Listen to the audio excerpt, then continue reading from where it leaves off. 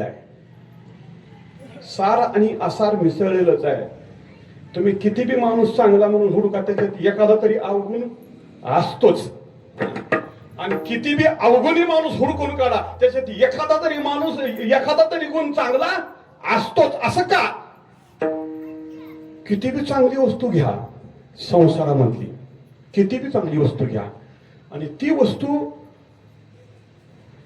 आपण संपादन केली तर त्या वस्तूमध्ये एखादा तरी असा दोष आढळतो की तो दोष आम्हाला घातक ठरतो. उदाहरण बोलू का? माणूस चलत चालला पडला, किती लागतं त्याला? होय, थोडं लागेल. पाय गुडघे फुटतील, घोट्याला लागेल, काहीतरी होईल. त्याच्यात सायकलवर चालायला पडला तर होय, चालणाऱ्याला जास्त लागेल का सायकलवरल्याला जास्त लागेल? सायकल. मग सायकल वाईट आहे का? सायकलवरून जाणाऱ्याला जास्त लागेल का मोटरसायकलवाल्याला जास्त लागेल? मोटरसायकल लागेल. मग मोटरसायकल वाईट आहे का? मोटरसायकलवाल्याला जास्त लागेल का कार मधल्याला जास्त लागेल? कार मधल्याला जास्त लागेल ना. कार मधल्याला जास्त लागेल का विमानात त्याला जातो? विमानातलं काल परवाच बघितलंय की काय काय होते ती. म्हणजे जी गोष्ट आम्ही संपादन करतो, जी गोष्ट आम्ही मिळवतो, ती मिळवलेली गोष्ट, मिळवलेली वस्तू, मिळवलेली जोडलेली व्यक्ती हे आम्हाला निश्चित फायदाच देईल असं सांगता येत नाही. सांगता येत नाही. मी एक उदाहरण सांगत असतो. एका श्रीमंत माणसाचं घर होतं आणि त्या श्रीमंत माणसाच्या घरामध्ये एक चोराचं लक्ष सारखंच टपून होतं. लय बरं दिसायला, इथं काहीतरी डामकं मिळतंय असं त्याला वाटायचं. त्यानं तिथं दोस्ती केली त्याच्या लहान मुलासोबत. रोज कशाच्या निमित्तानं घरी यायचं. बघा, ज्याची वृत्ती जशी असेल त्याचं लक्ष तिथं असतं. एखादा चर्मकार जर आपल्या चर्मकाराच्या समोरून चालतो, त्याचं लक्ष आपल्याकडे नसते, पायात त्या जोड्याकडे असते. आहे का नाही? का? तर त्याची वृत्ती त्याच्यात गुंत गेली. तसं तो चोर होता, त्याला वाटायचं की इथं काय मिळतंय. आणि बरेच दिवसानंतर त्यानं एक दिवस निवडला. हे आपण जशी पांडुरंगाची भक्ती करतो तसं ती बी एका देवाची भक्ती करत असतात. त्याचं नाव मेसाई आहे ना. आपल्याकडे एक म्हण आहे, चोराला मेसाई दाजी, आहे ना. आता त्या चोरानं त्या मेसाईला नवस केला, कडे आज सावकाराच्या घरी जायचंय, जरा आप ये शिव देऊ नको. गेला. सगळी रात्री काळ झोपेत आहे आणि मध्ये प्रवेश केला. त्याला कुठून जायचं ते सगळं बघितलेलं होतं. गेला आणि डायरेक्ट तिजोरीकडे गेला. पण चोर लय हुशार होता. चाव्या बिव्या नव्हत्या, पण तिजोरी उघडली. तिजोरीतला पैसे काढले, तिजोरीतले दागिने काढले, गटोडं बांधलं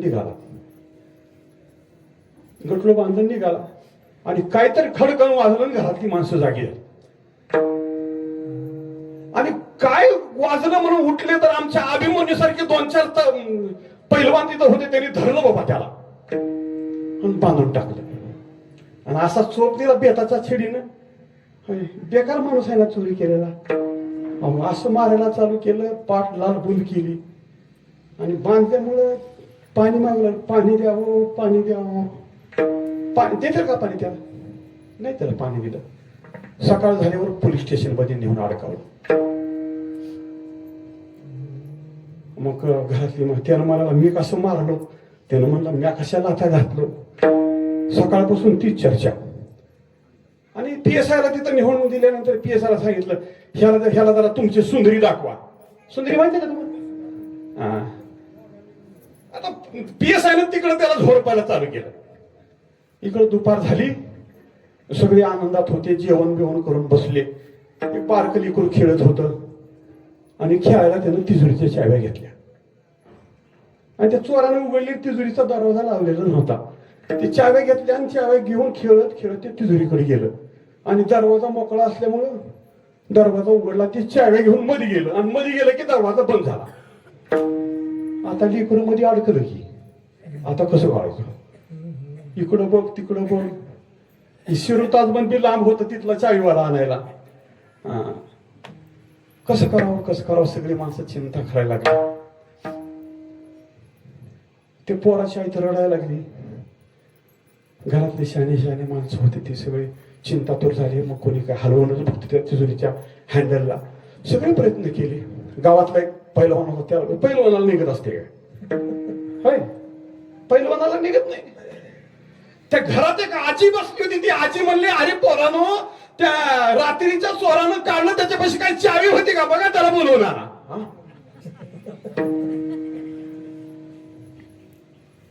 आणि मग ह्यांना बी आयडिया बरी वाटली. ही PSI कडे गेले. PSI रात्री आणून दिलं चांगला झटकावून. आणि आता आले, या या या या कसं काय, अजून काय, काही नाही म्हणजे जरा काम आहे तुमचं, काय जरा आम्हाला चोर पाहिजे रात्री. चोर तुम्हाला लागते, कुण्या माणसाला चोर लागेल का? PSI म्हणला चोर कशाला पाहिजे, चोर लागते म्हणणारे तुम्ही पहिले, होय चोर लागते म्हणणारे पहिले तुम्ही. आणि मग PSI ला सगळी हकीकत सांगितली. PSI ने ठीक आहे म्हणून PSI ही सोबत गेले. आणि त्याला सांगितलं, तुझ्या कौशल्यानं कुलूप काढ. आणि त्याला बिगर चावीचं काढलं की कुलूप, चोरानं बिगर चावीचं कुलूप काढलं. आता ते त्याला म्हणायला लागले, काय चहा घेतो का कॉफी, नाश्ता करतो का जेवतो. त्यानं रात्री पाणी मागत होता तर पाणी दिलं नाही, त्याची पाठ लालबंद केली. होय ना, माणूस तोच आहे ना का माणूस बदललाय? बरं, मारणारी माणसं तरी बदललेत का? नाही. घर बदललंय का? नाही. तिजोरी बदलली का? नाही. फक्त आमचा त्याच्या संबंधात असलेला भाव बदलला. विठाला विठाला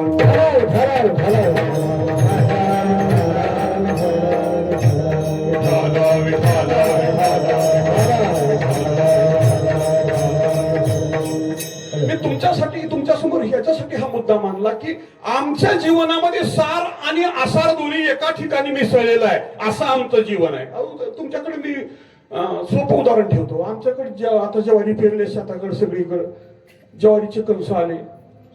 अजून 1 महिना 1.5 महिन्याला ती खोडायला येते कणस, है ना, काढायला येते ज्वारी पांढरी शुभ्र ज्वारी, किती टणकदार दाणे. पण नुसते दाणे तयार होते का? भुसकट नाही, गोंडर नाही, अशी ज्वारी तयार होते का?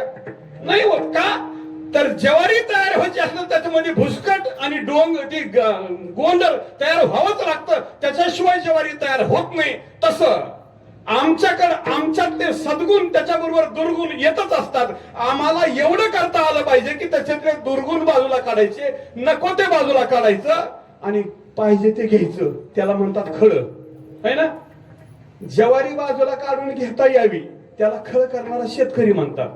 आणि दुधाला तापवून, इरजण टाकून, दही करून, घुसळण करून त्यातलं लोणी बाजूला काढणारी तिला म्हणतात सुगरण. विठाला विठाला विठाला विठाला विठाला विठाला विठाला विठाला विठाला. म्हणून मी तुमच्या पुढे हा मुद्दा याच्यासाठी मांडला की सार आणि आसार एका ठिकाणी आहे आणि ते सार आणि आसार वेगळं करायचं असेल तर त्याला योग्य असा विचार लागतो. सार सार विचार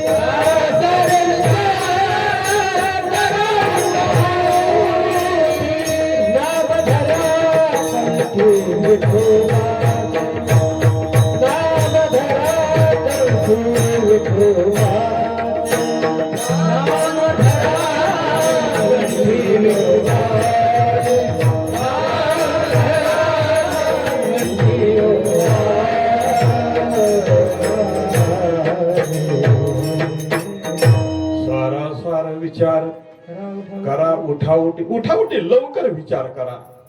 सारासार विचारिता भ्रांती हे पाहे असारता. सारते स्वभावता नित्य असे. सार आणि आसार निवडल्यानंतर संसार हा आसार आहे, फलकट आहे, नाशिवंत आहे हे कळतं. आणि परमात्मा चैतन्य रूप आहे, शाश्वत आहे.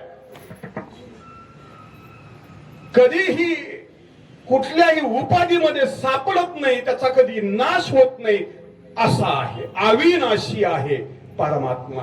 आणि हे दोघं निवडायची बुद्धी ही संतांच्याकडे असते. देव कसा ओळखावा आणि संसार कसा ओळखावा एकदाच दोन्ही कळत नाही. कळलं की दोन्ही एकदाच कळतात, नाही तर दोन्ही बी कळत नाही. एक लक्षात घ्या. मी याच्यासाठी एक उदाहरण देत असतो. पहिल्याच्या काळामध्ये इकडे होतं का नाही की पण आमच्या इकडं आडातून पाणी शेंदून आणावं लागायचं. आणि ते आडातून पाणी शेंदायला गेल्यावर घागर मध्ये सोडायची आणि मग घागर बुडवायची. बुडवताना घागर त्यावेळी बुडते ज्यावेळी मधली हवा बाहेर निघेल, त्यावेळेस आत पाणी जाते. एवढं सगळ्याला माहित आहे का नाही? सगळ्याला मान्य आहे का नाही? एवढं घागर कधी बुडते, घागरीत पाणी कधी जातं? ज्यावेळी घागरीमध्ये पाणी जाईल त्यावेळेस मधली हवा बाहेर निघते. हवा बाहेर निघाली की पाणी आत जात.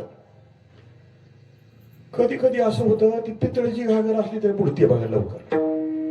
लोखंडाची तर कालवडीच होत नाही, उभीच बसते. किती बरे हलवा त्याला. आणि आता एक नवीन निघाली प्लॅस्टिकची.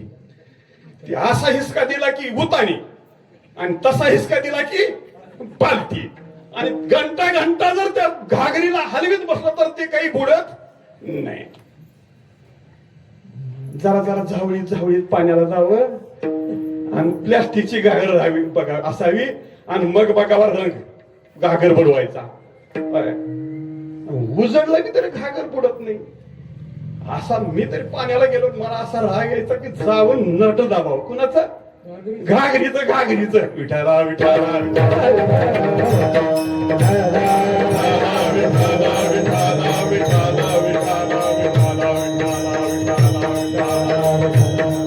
मी तुमच्या पुढे हे प्रमाण का ठेवलं तर मध्ये हवा गेल्याशिवाय पाणी गेल्याशिवाय मधली हवा बाहेर निघत नाही. तसं संसाराचं नशवत्व कळल्याशिवाय शाश्वत परमात्मा कळत नाही. विठाला विठाला विठाला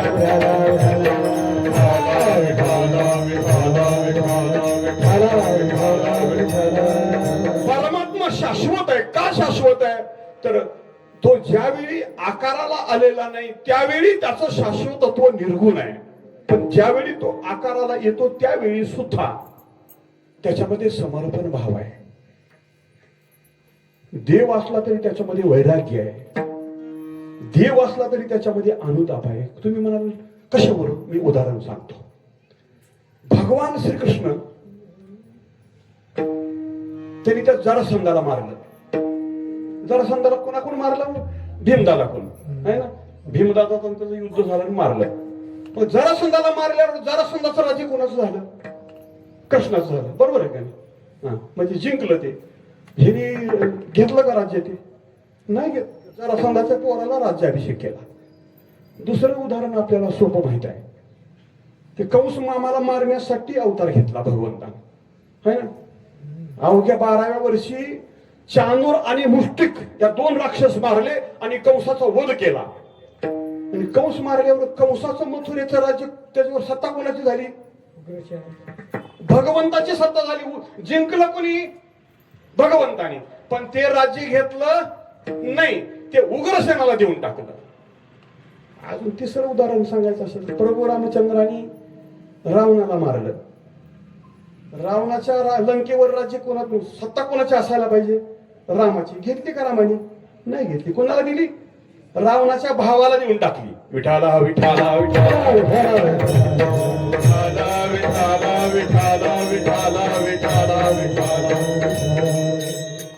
आम्ही एखादी वस्तू कमावली तर दुसऱ्याला ती वाटते का? आपण मिळवली तर मिळवलेली सोडा. कीर्तन सुटल्यावर जाताना तिथं एक अंगठी पडावी इथं बाहेर आणि 1 तोळ्याची राहावी.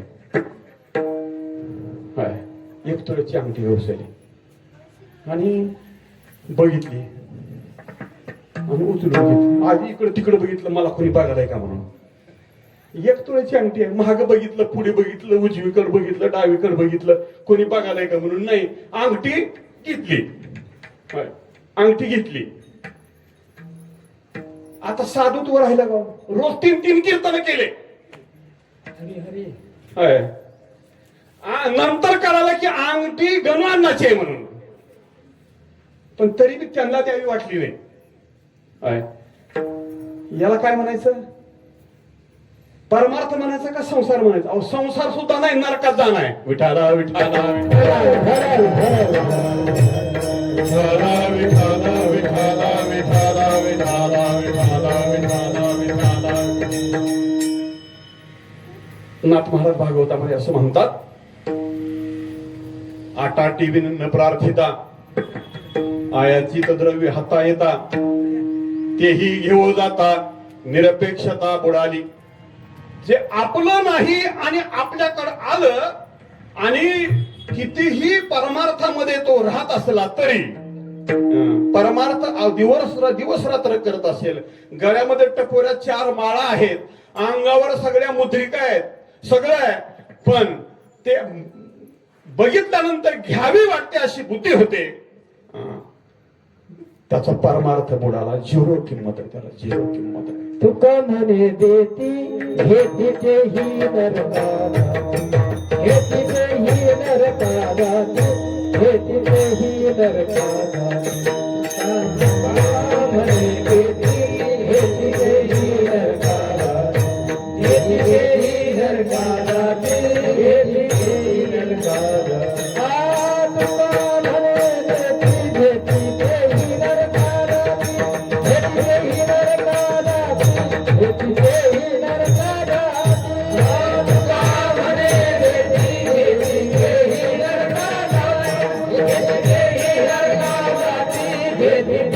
नरकाला.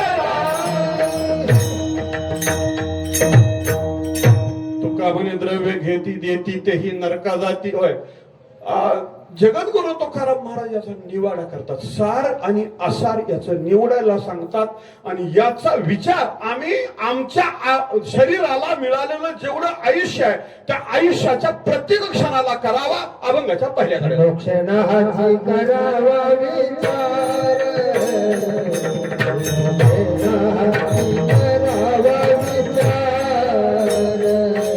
क्षणाची करावा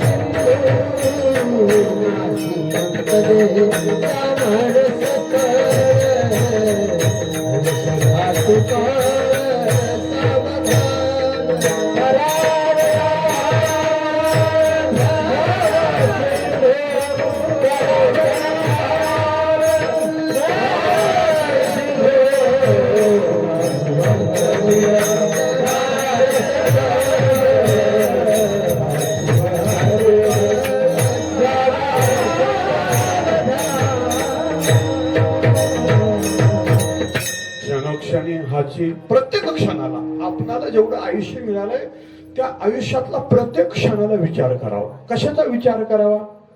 तर शरीर नाशिवान आहे आणि हे जर नाही ओळखलं तर आमचा जन्म फुकट जाईल आणि पुन्हा दुसरा जन्म मिळेल ते माणसाचाच मिळेल याची खात्री नाही.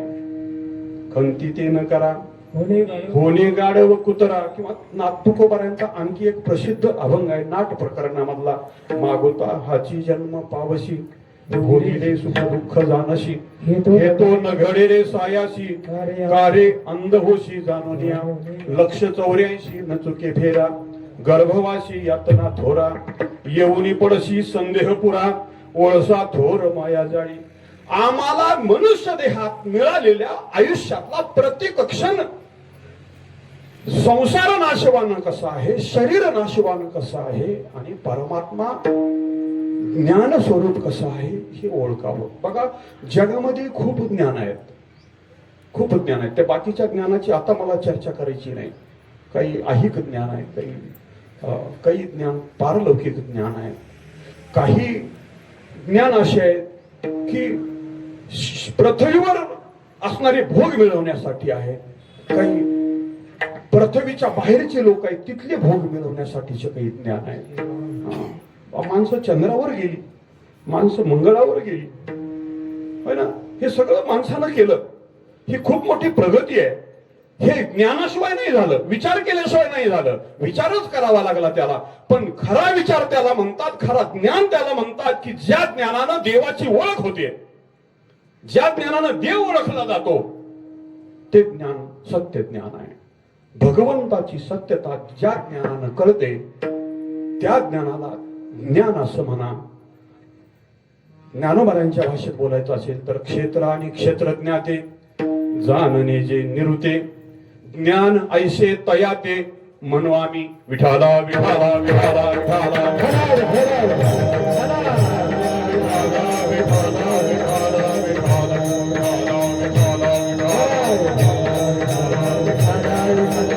एवढा विचार का करावा लागतो तर मनुष्य देहाचं आयुष्य संपलं रे, संपलं की आम्हाला दुसरा जन्म मिळतो आणि त्या देहाचं आयुष्य आम्हाला पुन्हा मनुष्य जन्मात हे कळतं तरी देव आहे, संसार आहे, दोन्ही वेगळे वेगळे आहेत. ते विचार करावा लागतो. हे मनुष्य जन्मात कळतं, ते बाकीच्या जन्मात कळतही नाही. आणि मग जन्माला तसा मरतो आणि मग मेला तसा जन्मतो. दोनच गोष्टी राहतात, जन्मणे आणि मरणे. जन्मणे आणि मरणे. किती वेळा जन्मायावे, नित्य व्हावे फजित, पुनरपि जननम पुनरपि मरणम पुनरपि जननी जठरे शयनम. ही आमच्याकडे संसाराची अव्याहत भोगावी लागणारी अवस्था कायम जीवाच्या माग लागलेली असते. आणि तुकाराम महाराज तर म्हणाले ही याच्यातून बाहेर निघणं शक्य नाही. संसार सिंधू हा दुस्तर, संसार सिंधू हा दुस्तर, संसार सिंधू हा दुस्तर, संसार सिंधू हा दुस्तर. उलंघिता पार, उलंघिता पार, उलंघिता पार.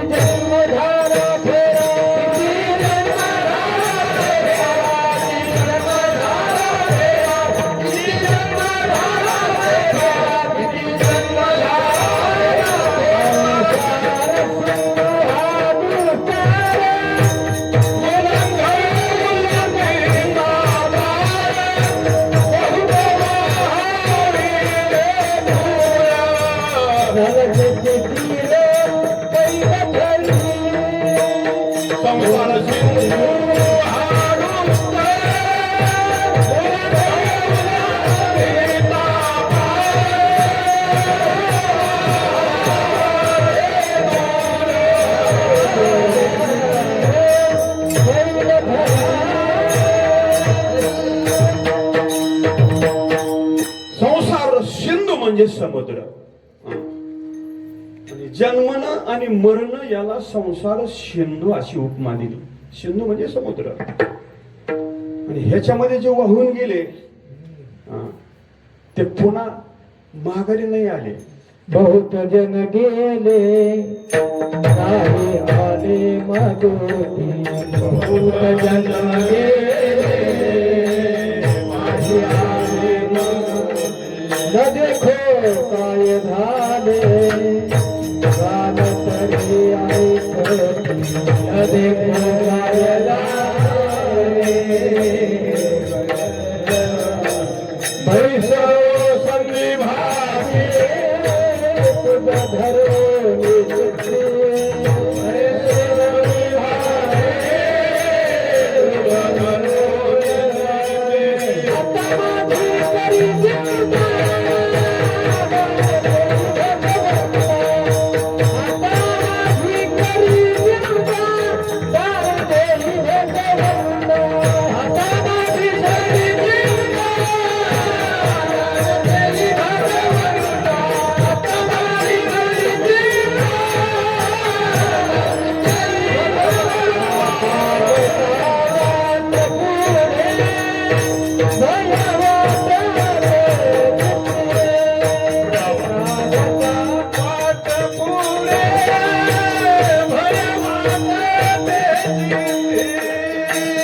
बहुत जन गेले ते नाही आले मानून जन गेले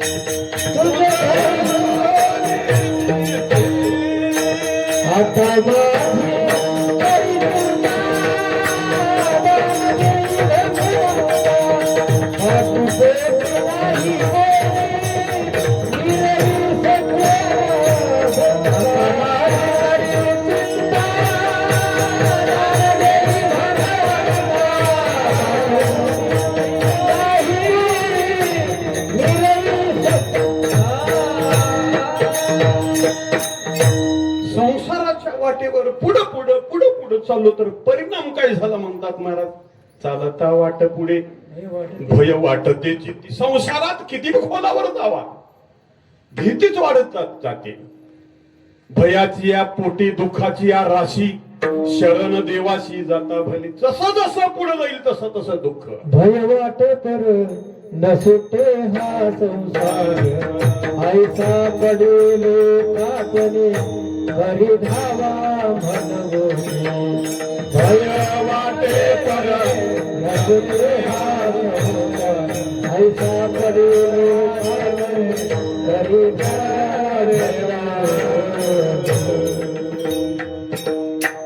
भय वाटे पर न सुटे हा संसार. जसं जसं पुढे जाईल तसं तसं अधिक दुःखात जातो अधिक दुःखात जातो. संसाराचं हे दुःख आहे. तुकाराम महाराज म्हणाले एखादा माणूस लौकिक पाण्यात बुडाला तर 3 दिवसानं सुजून फुगून वर येतो. पण या संसारात बुडालेला सुजून फुगून बी वर येत नाही. तसाच पतन होत राहतं त्याचं. बुडाले तयाचा मुळ ना मार्ग. बुडाले ते बुडाले गेले ते. तुकाराम महाराज म्हणून म्हणाले याच्याचा निवारा करणं अवघड आहे. म्हणून विचार करा. प्रत्येक क्षणाला विचारावा. काय विचार करा. तरावया पार भवशिंदो. महाराज तुम्ही एवढा विचार करायला सांगाल पण संसाराची खरी स्थिती काय त्याचं उत्तर महाराज अभंगाच्या दुसऱ्याकडे देतात. नाशिवंत देह जाणारे सखा नाशिवंत देह जाणारे सखा नाशिवंत देह जाणारे सखा नाशिवंत देह जाणारे सखा आयुष्य खातो काल सावधा आयुष्य खातो काल सावधा आयुष्य खातो काल सावधा आयुष्य खातो काल सावधा नाशिवंत देह जाणारे सखा नाशिवंत देह जाणारे सखा नाशिवंत देह जाणारे सखा नाशिवंत देह जाणार सकळ जाणार. जाणार का जाणार त्याचे 3 कारण आहेत. त्याचा एक स्वभाव आहे जाणे. जाणे स्वभाव काय आहे, का आहे तर आलेला असतो तो जात असतो, येण्याच्या सापेक्ष जाणं आहे. जो येत नसतो तो जात नसतो. बरोबर आहे ना. आता मी 10 वाजता आलो आणि कीर्तन सुटलं की जाणार का आलो. मग तुम्ही वरसंगीचे कुठं जाणार का, का जाणार नाही, आलेच नाही तर जाणार कसे, होय ना. तसं हे जसं जाणे हे येण्याच्या सापेक्ष आहे, तसं शरीर हे जाणार का तर जन्माला आले म्हणून. येण्याच्या सापेक्ष जाणार. मी हमेशा उदाहरण सांगत असतो. एका घरामध्ये 2च नवरा बायको राहत होते. 60 वर्ष झालं, काही लेकरू बाळ झालं नाही, मस्त मजेशीर संसार चालला होता. पण एक दुःख होतं, लेकरू बाळ झालं नाही, लेकरू बाळ झालं नाही. आणि दुर्दैवानं 60 वर्षाच्या वयाचं 60 वर्ष झाल्यावर त्या दोघा नवरा बायको मधली बायको गेली. आता कोण राहिलं घरी? घरात किती जण होते? 2 जण. कोण कोण? बायको आणि नवरा. आता बायको गेली, आता कोण राहिलं? आता माणूस राहिला. शाबास. विठाला विठाला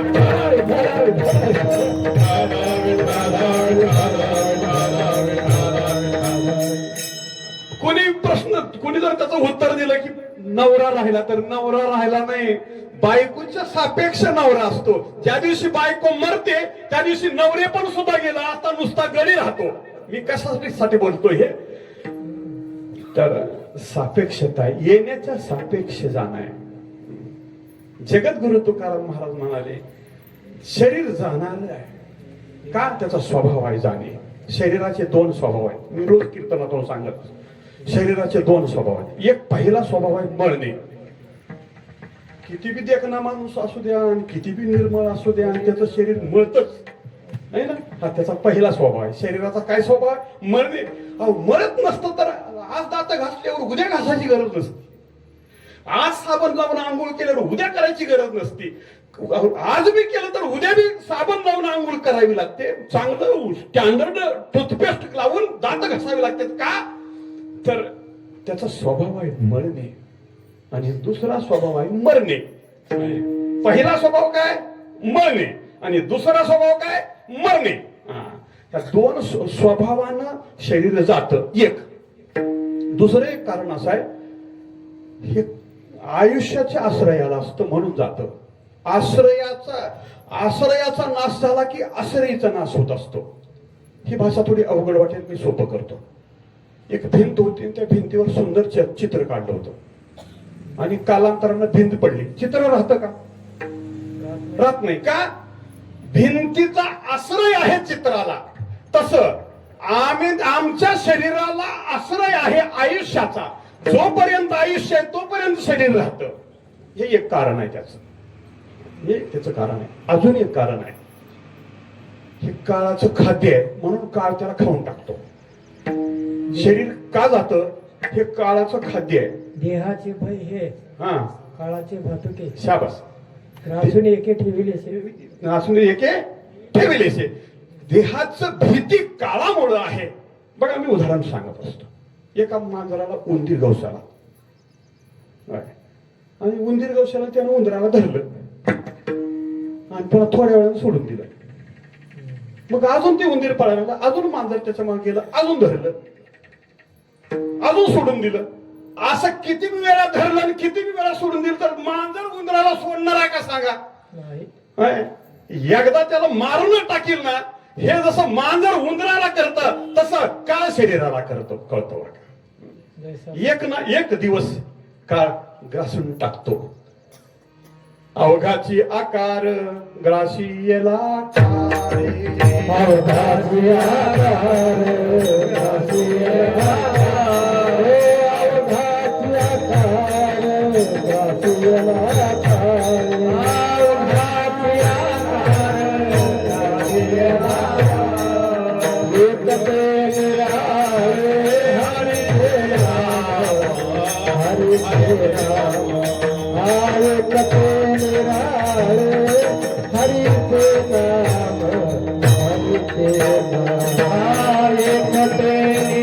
हरि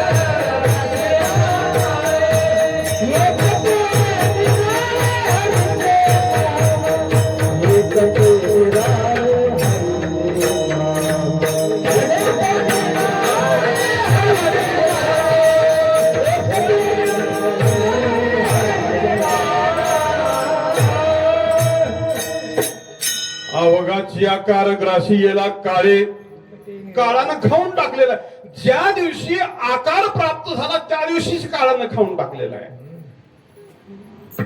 काळाचं खाणं कसं आहे सांगू का?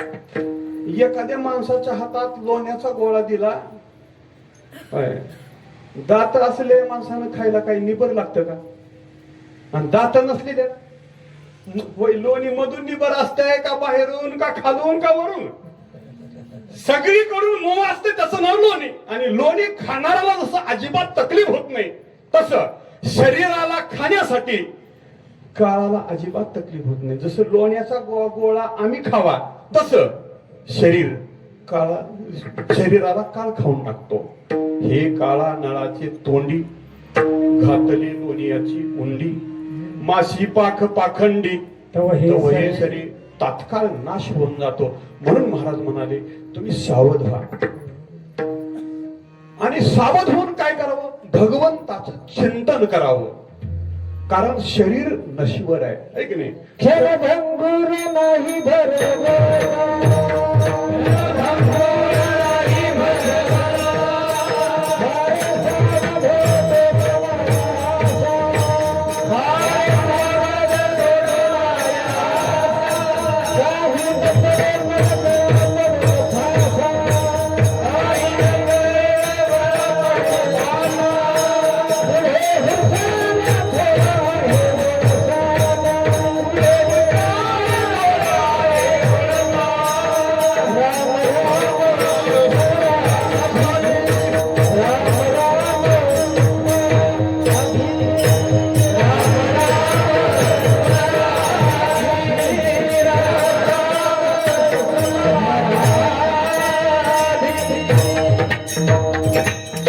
क्षणभंगुर नाही भरवसा, फारे सावध तोडा माया आशा, काही नचले मग गळा पडेल फासा, पुढे हुशार थोरा आहे ओळसागा, क्षणात नाश होणार आहे असं शरीर आहे.